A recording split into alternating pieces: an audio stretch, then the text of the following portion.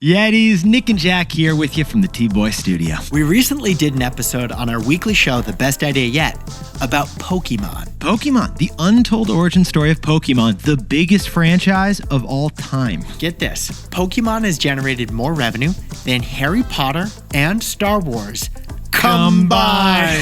It never gets old. So far this year, Pokémon is actually the most requested topic by you for us to dig into. So we did it. And you know what? That episode became our most listened to yet. Jack, it's also our most engaged with yet. Like, we've gotten more comments on this episode than any of the other 40 we've produced. I can't believe it, but Pokémon has beaten Costco as our best episode ever. So we wanted to share it with the T-Boy audience here. So, besties, we're about to play a short clip from that episode, and then you should go check out the entire thing. You can do that on The Best Idea Yet, our weekly deep dive episode. So after this, go subscribe and follow The Best Idea Yet. Your whole family is gonna love it. In the meantime, Jack, let's hit the tape.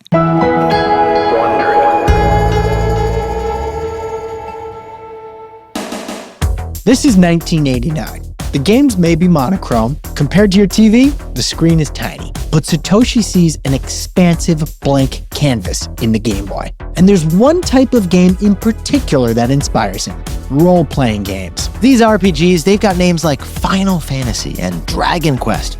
They're basically the digital offspring of Dungeons & Dragons. Except instead of rolling a 20-sided die like the kids in Stranger Things, you're mashing buttons on your Game Boy. The popularity of these role-playing games makes Satoshi realize you don't need flashy graphics or high-octane action to make a great game. What you need is thoughtful and fun game mechanics that let the players be part of creating the story. And Jack, there's also something else about the Game Boy that really inspires Satoshi. And it hits him one day when he's sitting in the Game Freak break room. His eyes are glued to his Game Boy. Across the table from him sits Game Freak's illustrator, Ken Sugimori, who's also staring at his own Game Boy. They're both immersed in an RPG called Dragon Quest. Suddenly, Satoshi lets his Game Boy drop out of his hands to the table in frustration. There's a rare in-game item that he wants, but he just can't get it. It's called the Mad Cap. It's a wizard's hat that will give him the power to cast more spells. Ken casually mentions that he already managed to collect 2 of these Mad Caps. So tough luck, Satoshi. Them's the breaks in the RPG land. Satoshi sulks for a few seconds. Then he sits up, his eyes sparkling. What if there was a way for Ken to trade his spare wizard's hat? Perhaps in exchange for a magic potion, some gold coins, or some other mystical items that Satoshi has and Ken wants. Ken listens to Satoshi's idea and his interest is piqued. But then he reminds Satoshi that trading items between different players, between different Game Boys, that is simply not possible. Remember, we're in the pre-internet era. Yeah, no Bluetooth, no Wi-Fi, and definitely no AirDrop. But Satoshi realizes, technically, it would be possible for a game developer to make a game that lets you trade items just like that, because the Game Boy has a special piece of hardware called the link cable. The link cable, a thick, clunky gray wire that lets you connect 2 Game Boys for multiplayer action. You can use the link cable to play Tetris head-to-head with your bestie. There is no reason why you couldn't make a game that lets you trade items with the link cable as well. Suddenly, Satoshi is transported back in time to the idyllic hours he spent as a kid collecting bugs,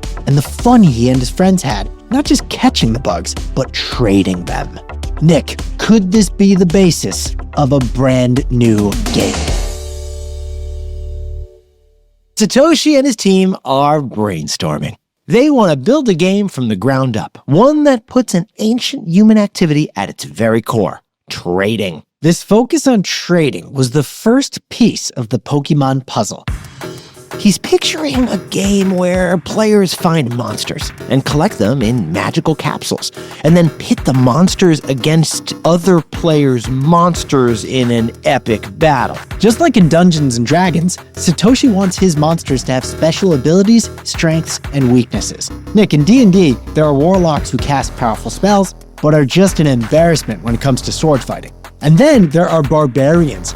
Physical fighting is their thing, but they can't do anything against magic. Another feature Satoshi is going to borrow from role-playing games is the turn-based fighting. Winning won't be about who has the fastest thumbs like Mortal Kombat games, but instead, Satoshi thinks combatants could take turns like well-behaved children. Winning will be about knowing which of your monsters will do best in a given matchup. So it's kind of like chess. It's your turn, then it's my turn. It's less of a physical experience, more of a mental experience. Satoshi and his team put together a pitch deck for their weird, ambitious, and completely original idea with the working title of Capsule Monsters.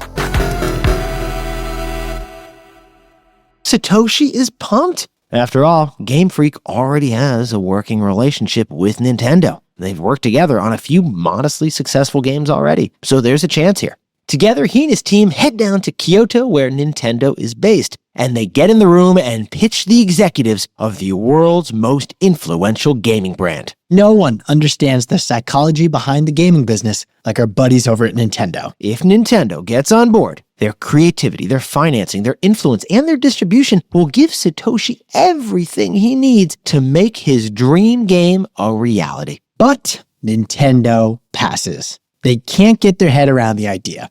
Nintendo built its success on a mushroom-loving plumber who fights an evil turtle, but they draw the line for some reason when it comes to capsule monsters. Yeah, well, let's just say these Nintendo execs were the first in a long line of grown-ups who didn't fully understand Pokémon. So for that reason, Nintendo's out. And without that funding, it looks like capsule monsters will never happen. That is, until a legend of video gaming takes an interest in this particular project. He's a fellow game maker over at Nintendo. In fact, he's game-making royalty. He actually helped transform Nintendo from a sleepy card company into a global gaming powerhouse, all thanks to his creation Of a mustachioed plumber from Brooklyn. Satoshi finds a friend in the legendary Shigeru Miyamoto. If you didn't catch our Super Mario Bros. Episode, here's the short version for you. Shigeru Miyamoto grew up deep in nature, exploring bamboo forests and underground caves, making toys out of wood and string. Shigeru is basically the Henry David Thoreau of Nintendo. If Thoreau had invented Donkey Kong, and then Super Mario. This guy's a legend. Shigeru is the guy responsible for taking Nintendo from an obscure toy maker to the most influential video game company ever. And this is why that's so important. Shigeru was not in that pitch meeting when Nintendo passed on Capsule Monsters. But when he hears about this rejected idea later on, well, Shigeru almost spits out his matcha because Shigeru loves it. He's drawn to one detail in particular, the idea of trading monsters through the link cable. It's the part that other Nintendo execs didn't get because it had never been done before.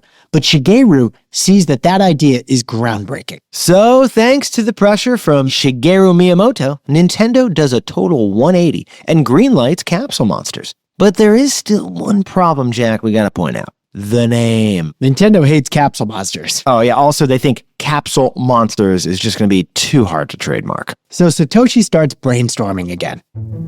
Someone points out that these Game Boy games are small, so you can keep them on you at all times. At school, at home, at dinner, like in your pocket. I mean, as you're saying it, Jack, I can picture this. They're pocket monsters, which in Japanese is Poketo Monsuta, a name they kind of like. And then they take it even further when they shortened it to Pokémon. So Satoshi and his Game Freak team have the concept, they have the name, and they have the green light from Nintendo. But here's the kicker. Nintendo sets a really ambitious release date of December 1991, which gives Satoshi and the Game Freak team just over a year to get this done. However, Satoshi is a confident dude, and he thinks a year, that's more than enough time. In fact, he thinks it'll just take 6 months to build a genre-defining game from total scratch. How hard could it be, and how wrong could he be? Well, turns out the answer to both those questions is very.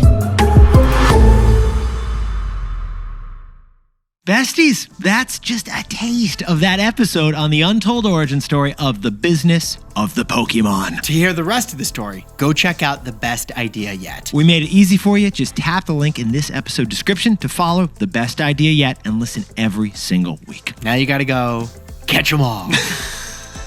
I see one. Pikachu!